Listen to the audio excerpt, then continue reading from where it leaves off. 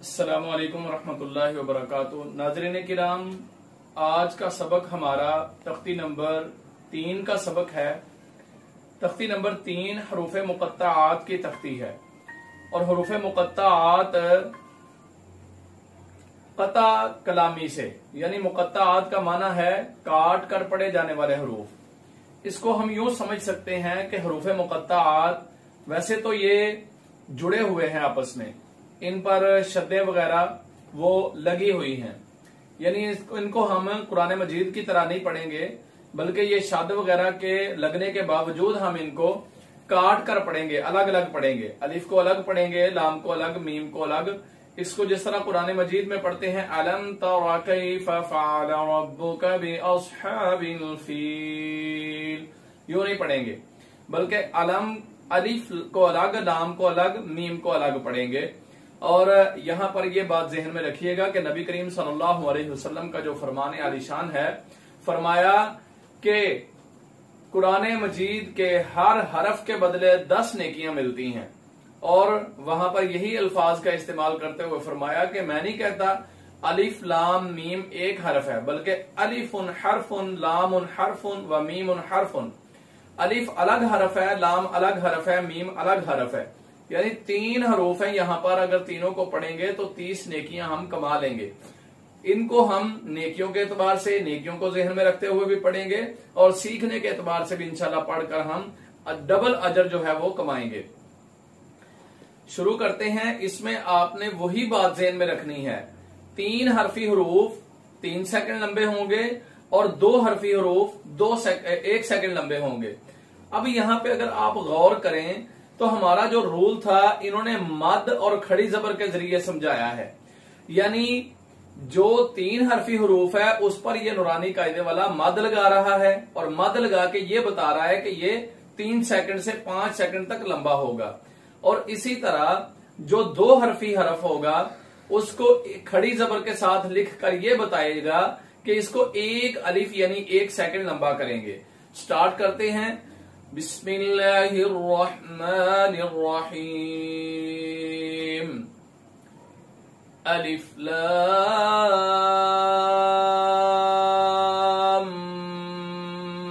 Meme. एक सांस में एक बॉक्स को हम पढ़ेंगे, लेकिन पढ़ेंगे अलग अलग कर, तोड़ कर, यानी अलिफ को अलिफ ही पढ़ेंगे, लाम को लाम और मीम को मीम, अलम इकट्ठा नहीं पढ़ेंगे। अलिफ लाम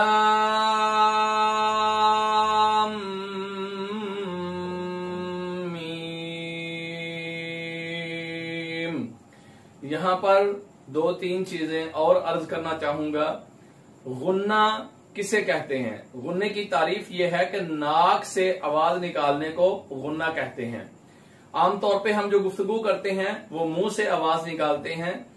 अगर मुंह को यानी होंठों को बंद कर लें और नाक से आवाज को खारिज करें तो ये आवाज गुन्ना कहलाती है। और ये आवाज नून मुशद्दद पर और मीम मुशद्दद पर निकाली जाती है। यानी एक इसका उसूल ये है कि नून पर शद्द आ जाए, मीम पर शद्द आ जाए तो गुन्ना करेंगे, यानी नाक से आवाज निकालेंगे। तो सामीन किराम, यहां पर यह बात जहन में रखिए कि शद्द किसे कहते हैं। शद्द जो हरफ के ऊपर आपको 3 दंदानों वाली नजर आ रही है, ये सर्कल के अंदर आपको अलग से भी समझाई जा रही है कि शद्द की तारीफ, यानी शद्द किसे कहते हैं। ये शद्द की शक्ल है जो 3 दंदानों वाली हरफ के ऊपर होती है, या इसको छोटे डब्ल्यू जैसी कह सकते हैं, उल्टे 3 की तरह कह सकते हैं, यानी ये इसकी समझने के लिए इसकी निशानियां हैं।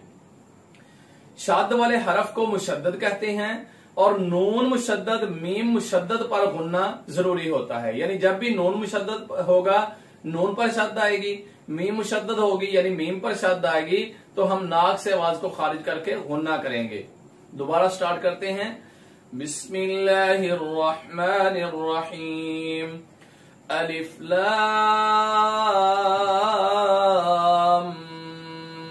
मीम। अलिफ लाम मीम सॉद।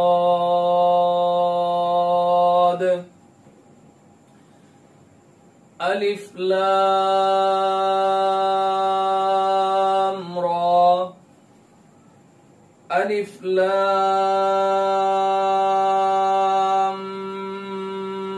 मीम रा। मीम पे शद आ रही है यानी 3 दंदानों वाली, इसलिए उस पर गुन्ना करके उसको अदा करेंगे। नेक्स्ट लाइन के अंदर काफ हा या आइन सॉद। काफ पे मद, काफ यानी काफ 3 हरफी है, उसको मद के साथ लिखा है, 3 से 5 सेकंड लंबा करेंगे। और इसी तरह हा या पे खड़ी जबर है, उसको 1-1 सेकंड लंबा करेंगे। और अगले हरूफ जो हैं वो भी 3 सेकंड लंबे होंगे, 3 हरफी हैं इसलिए। तो मोटे हरूफ में से है, मोटा करेंगे और साथ में इसको 1 सेकंड लंबा करके पढ़ेंगे।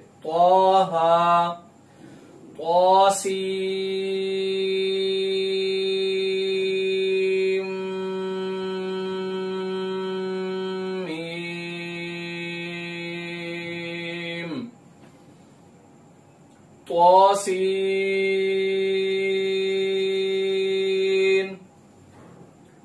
यासीन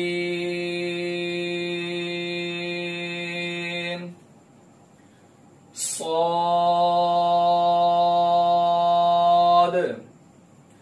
हामीम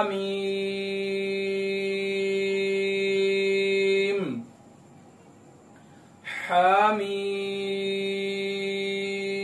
आइन सीन क़ाफ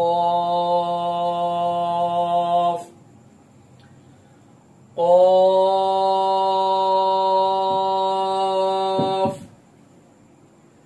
नून।